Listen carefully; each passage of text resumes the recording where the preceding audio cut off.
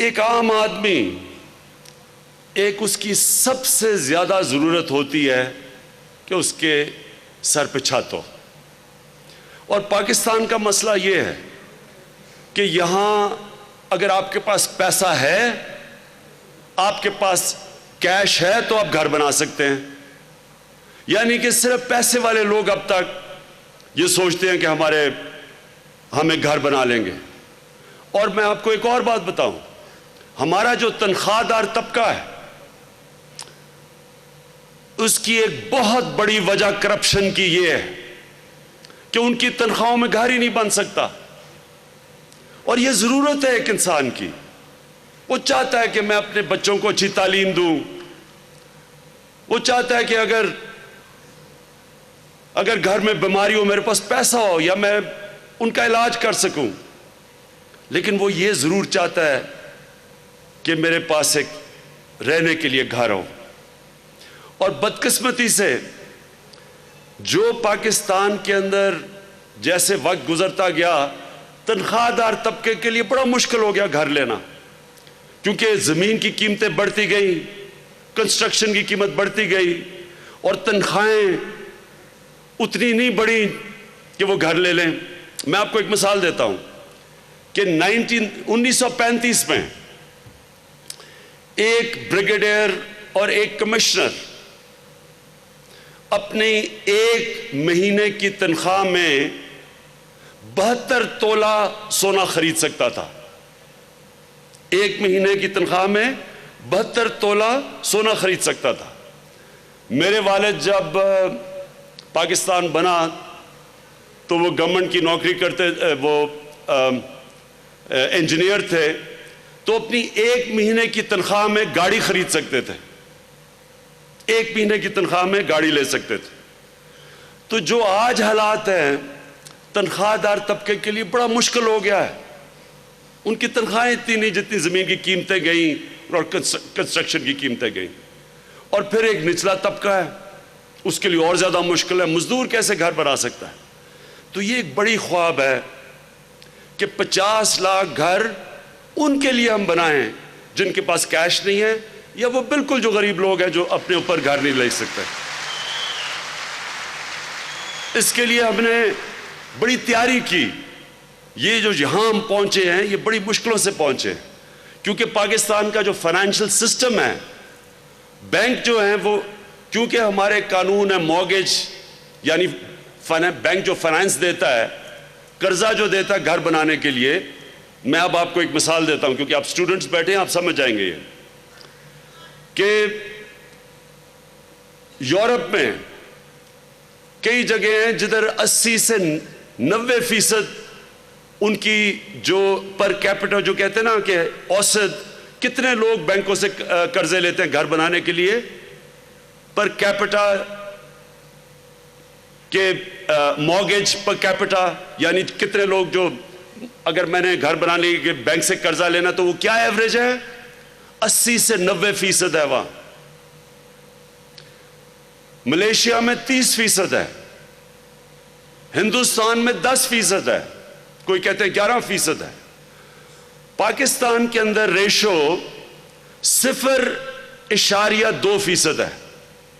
مطلب کہ یہاں بینک سے قرضے نہیں لے سکتے گھر بنانے کے لیے. اس کے لیے قانون کے اندر چینجز لے کے آئے ہیں. ابھی ہم ایک جو لیجسلیشن جو انہوں نے کہا قانون لے کے آ رہے ہیں اسمبلی میں، اور پھر ہم ایک عدالت میں کیس بھی لگا ہوا ہے، ہم کیس بھی لڑ رہی ہے گورنمنٹ کہ آسانی سے ایک آدمی قرضہ لے سکے گھر بنانے کے لیے، جس کو مورگیج کہتے ہیں.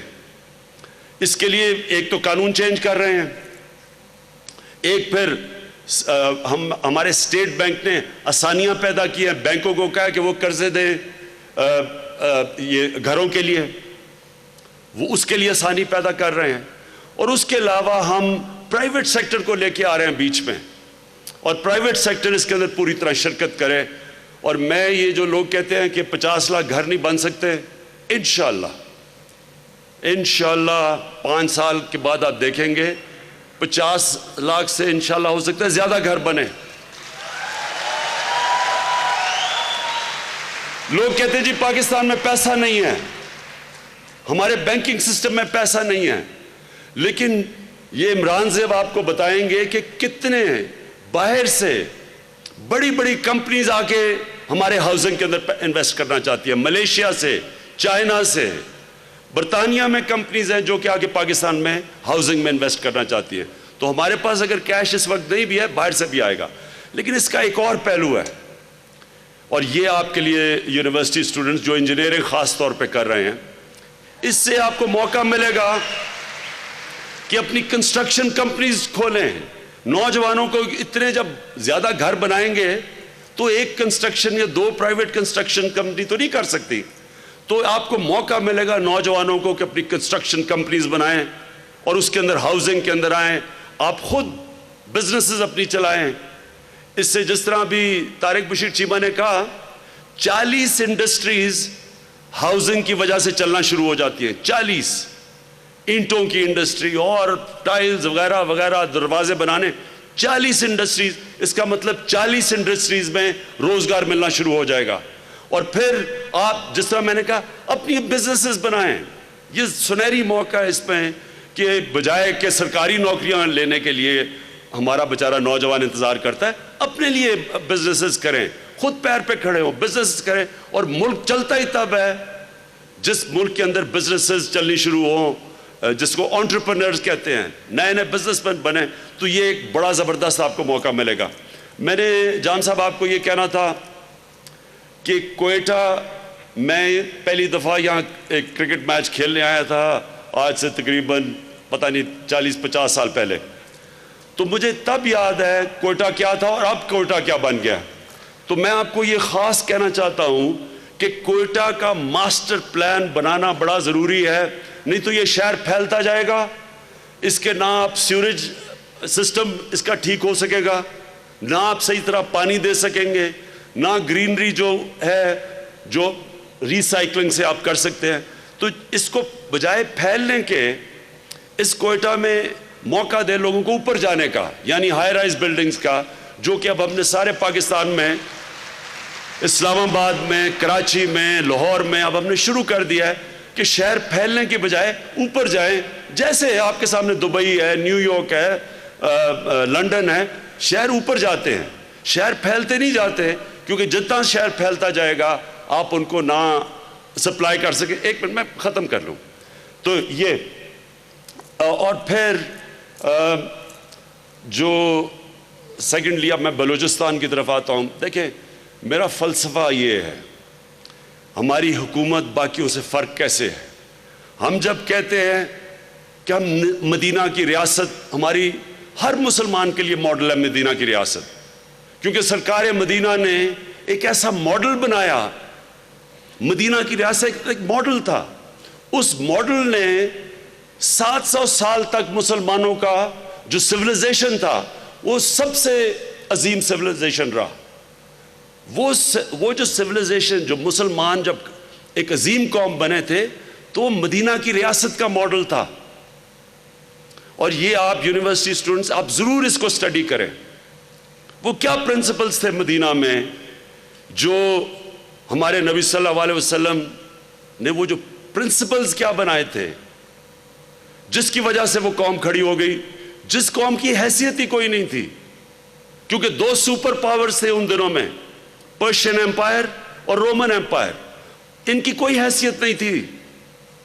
تو یہ کیا کیا انہوں نے کہ دیکھتے دیکھتے دنیا کی سپر پاور بن گئے. یہ تاریخ کا حصہ ہے، یہ دین علیحدہ ہے ہمارا، یہ تاریخ، ہسٹوریکل فیکٹس اس کے اندر. باقی پیغمبر ہسٹری کا حصہ نہیں ہے، نبی صلی اللہ علیہ وسلم تاریخ کا حصہ ہے.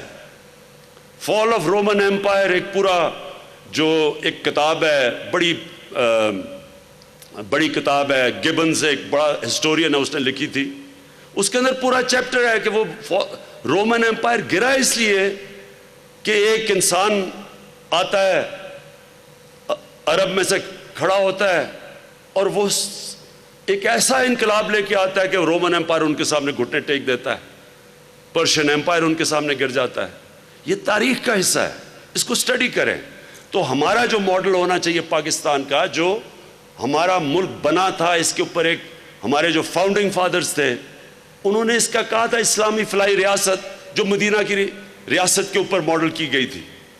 اب وہ اس کے اندر سب سے امپورٹنٹ چیز یہ ہے کہ جو ہمارا کمزور طبقہ ہے اس کو انہوں نے اٹھایا تھا مدینہ میں، ہم نے اس کو اٹھانا ہے، اپنے کمزور طبقے کو اٹھانا ہے. پاکستان 60-70 سالوں میں کیا بن گیا ہے؟ ایلیٹ کے لیے پاکستان بن گیا ہے، پیسے والے لوگوں کے لیے، تھوڑے سے طبقے کے لیے پاکستان ہے.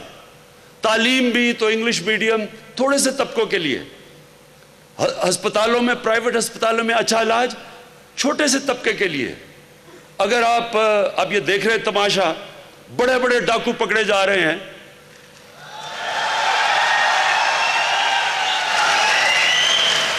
یہ پہلی دفعہ پاکستان میں بڑے ڈاکوؤں کو ہاتھ پڑ رہا ہے، نہیں تو صرف غریب بیچارہ آدمی جیل میں جاتا تھا. طاقتور ڈاکو، میں نے بھی 7 دن جیل میں گزارے ہیں جنرل مشرف کے دور میں، اور وہاں صرف غریب لوگ تھے. کوئی بڑا ڈاکو مجھے جیل میں نہیں نظر آیا، اسمبلیوں میں نظر آتے تھے. اس لیے یہ ملک کا سرکار مدینہ نے کہا، نبی صلی اللہ علیہ وسلم نے کہا کہ تمہارے سے پہلے بڑی قومیں تباہ ہوئیں جدھر ایک قانون امیر اور طاقتور کے لیے تھا اور دوسرا کمزور کے لیے تھا. آج اگر مجھے کوئی کہنا ایک وجہ کہ پاکستان ایک عظیم ملک نہیں بن سکا، ایک وجہ اگر مجھے کہو تو میں یہ حدیث جو نبی صلی اللہ علیہ وسلم نے جو کہا کہ دو قسم کے قانون ہیں. طاقتور ملک لوٹ لے، سامنے نظر آ رہا ہے کہ اس نے چوری کی ہوئی ہے، بڑے بڑے گھر ہیں، کہ پہلے کیا چلاتا تھا، موٹر سائیکل اور لینڈ کروزرز آ گئی اس کے پاس، پتہ ہے کہ چوری کی ہے، لیکن وہ بڑے بڑے وکیل لے آتا ہے، کروڑ روپیہ وکیلوں کو دیتا ہے، وہ پکڑا ہی نہیں جا سکتا. اور اس غریب آدمی بیچارہ جیلوں کے اندر، کئی دفعہ جیلوں میں جا کے دیکھیں، جو میں نے دیکھا ہے کہ وہ جس جرم میں وہ انہوں نے جیلوں میں ڈالا ہوا ہے اس کو 5 یا 6 مہینے سزا ہونی چاہیے، وہ 6 سال بیچارہ جیل میں بیٹھا ہوا ہے. تو ایک طرف، اور یہ جو نظام ہے اس کے خلاف ہم نے لڑنا ہے. اور یہ جو میری ساری کوشش ہے، انشاءاللہ آپ کو میں یہ ثابت کر کے دکھاؤں گا کہ یہ ملک ایسے نہیں اٹھے گا کہ کوئی اکنامک تھیوری آ جائے گی. ملک اٹھے گا جب اس کی حکومت احساس اس کے اندر آئے گا کہ ہم نے اپنے کمزور طبقے کی اس کو تعلیم دینی ہے، اس کے کھانے پینے کا بندوبست کرنا ہے، اس کے اگر طاقتور کے خلاف اسے ظلم کرتا ہے تو ہم نے اس کو انصاف دینا ہے، اور پھر ہم نے اس کے سر پہ چھت دینی ہے. اور پھر جو علاقے پیچھے رہ گئے ہیں ہم نے ان علاقوں کو اوپر اٹھانا ہے. جو بلوچستان کا علاقہ پیچھے رہ گیا ہے، جو اندرون سندھ میں پیچھے رہ گیا ہے، ہمارا قبائلی علاقہ فاٹا پیچھے رہ گیا ہے، ہماری ذمہ داری ہے کہ ہم نے ان کو اوپر اٹھانا ہے. ایسٹ اور ویسٹ جرمنی، دوسری جنگ عظیم کے بعد آدھا بٹ گیا جرمنی، یہ ایک طرف ایسٹ جرمنی بن گیا، ایک طرف ویسٹ جرمنی بن گیا. 50 سال کے بعد ایسٹ جرمنی پیچھے رہ گیا کیونکہ وہاں جمہوریت نہیں تھی. جو ویسٹ جرمنی تھا ادھر جمہوریت آ گئی، وہ اوپر چلا گیا. زمین آسمان کا فرق ہو گیا دونوں جرمنیز کے اندر. 50 سال کے بعد وہ جرمنی اکٹھا ہو گیا. تو جو ویسٹ جرمنی تھا اس نے اپنے سے اپنا جو ان کا حصہ تھا پیسے کا وہ خرچ کیا ایسٹ جرمنی کو اوپر اٹھانے کے لیے. قومیں ایسے بنتی ہیں، قومیں ایسے نہیں بنتی کہ غریب غریب ہوتا جائے، امیر امیر ہوتا جائے، ایک علاقہ غریب ہوتا جائے، چھوٹا سا ملک کے علاقوں میں سارا پیسہ خرچ کیا جائے. قوم ایسے نہیں بنتی. آپ کے سامنے مثال ہے کہ جرمنی آج، وہ ایسٹ جرمنی وہ بھی ایک بڑی طاقت بن گیا، پورا ملک اٹھ گیا. ویسٹ جرمنی نے ایسٹ جرمنی کو اٹھاتے اٹھاتے سارے قوم کو اوپر اٹھا دیا. ہم نے بھی اسی طرح پاکستان کو اٹھانا ہے، ہم نے بلوچستان کی مدد کرنی ہے. ہم نے کیوں نہیں، ہمارے حکمرانوں نے آج تک، وزیر اعظم نے کسی نے پرواہ کی بلوچستان کی؟ کیونکہ وہ دیکھتے تھے کہ ہم بلوچستان کے بغیر الیکشن جیت سکتے ہیں۔ میں یہ سوچوں اگر کہ مجھے وزیر اعظم بننے کے لیے بلوچستان کی ووٹ کی ضرورت ہی نہیں ہے تو میں کیوں پرواہ کروں؟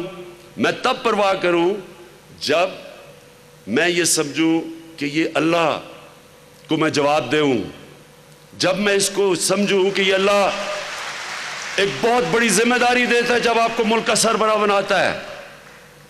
اللہ نے جب مجھے سربراہ بنایا تو میری یہ ذمہ داری ہے، میں اس کو جواب دوں ہر غریب آدمی کے لیے، ہر علاقہ جو پیچھے رہ گیا ہے، جو غربت بلوچستان کے علاقوں میں، وہ میں جانتا ہوں کیونکہ میں پھرا ہوا ہوں سارا بلوچستان، جو اندرون سندھ میں غربت ہے وہ میں نے دیکھی ہوئی ہے، اور پھر قبائلی علاقے میں۔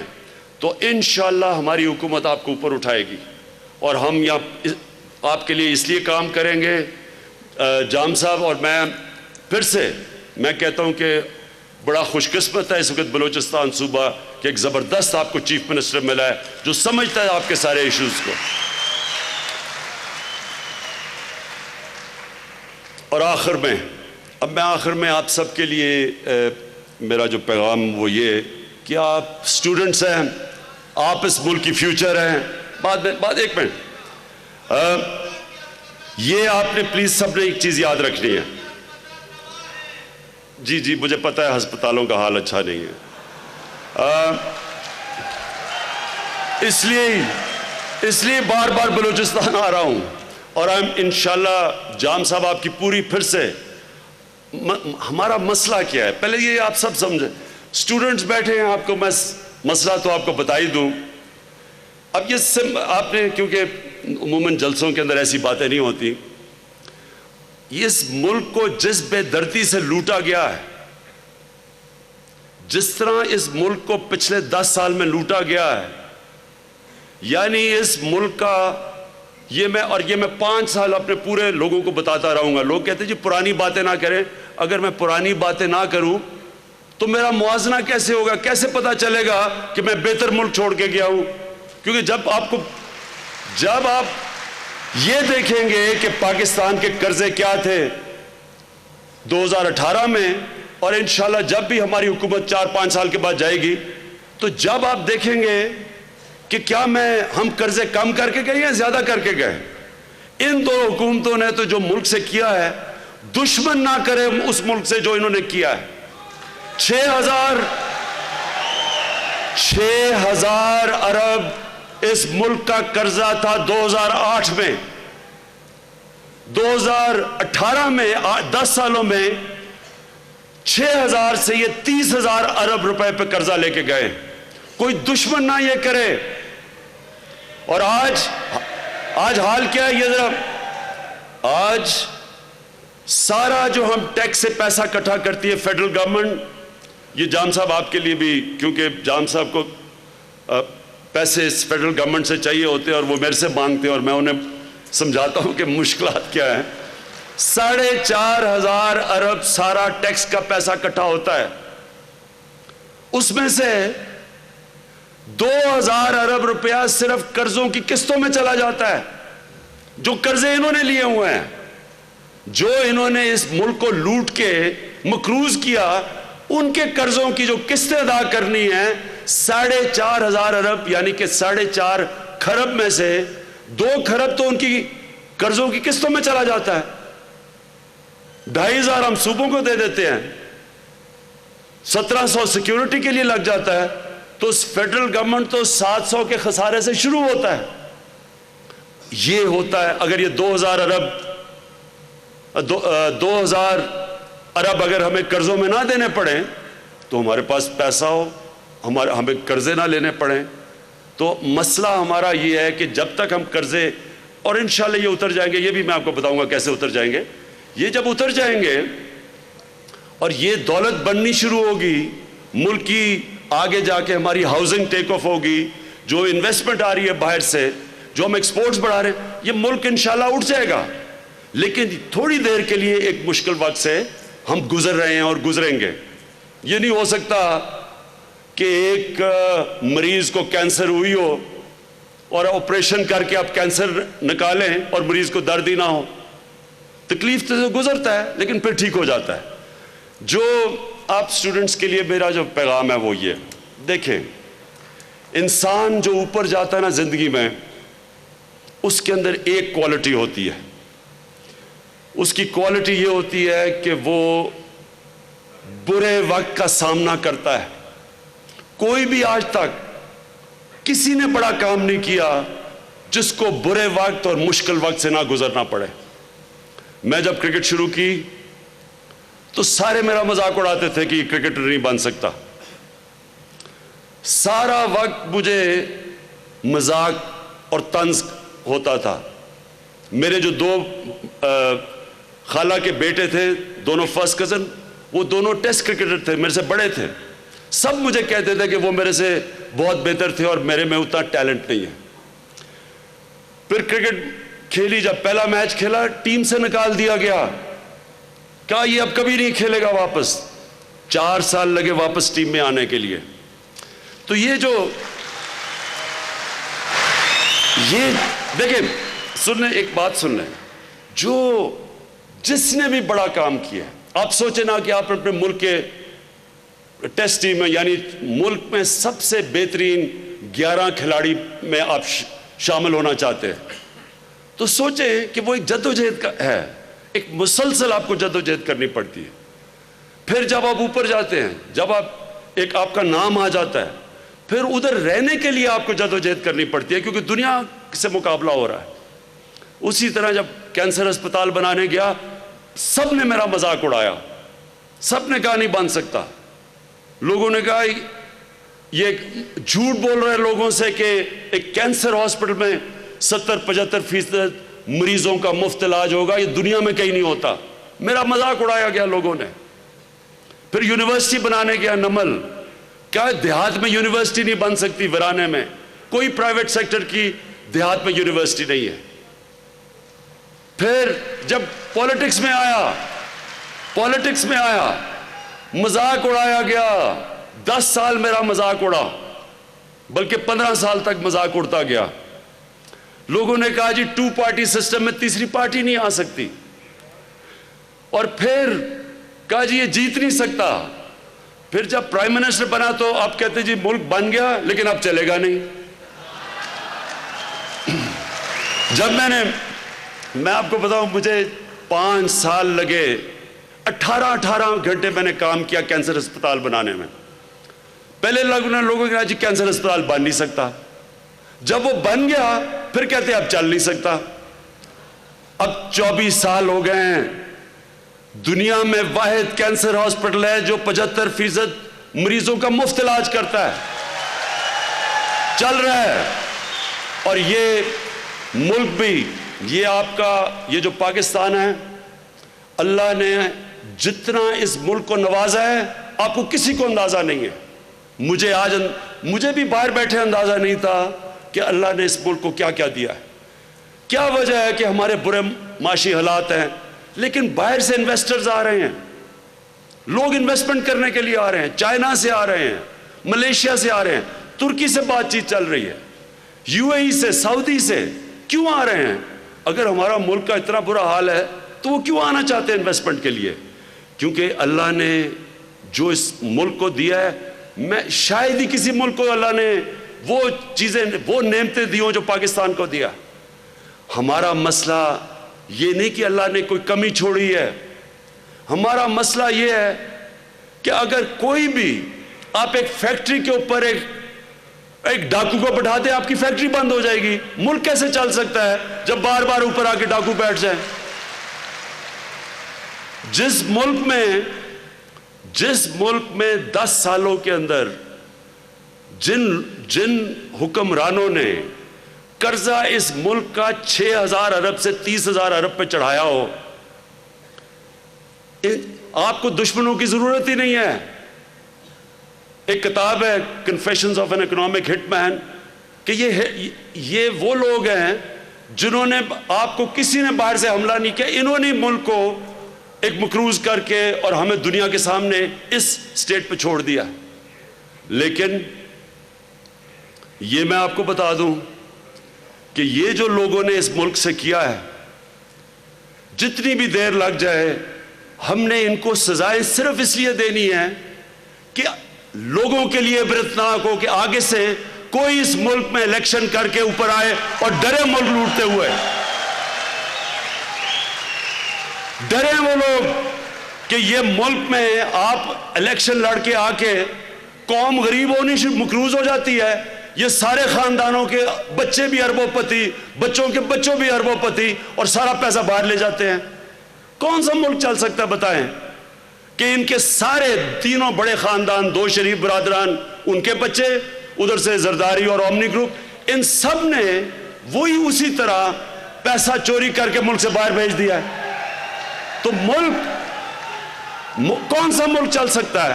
تو اس لیے میں یہ آپ کو آج کہہ دوں کہ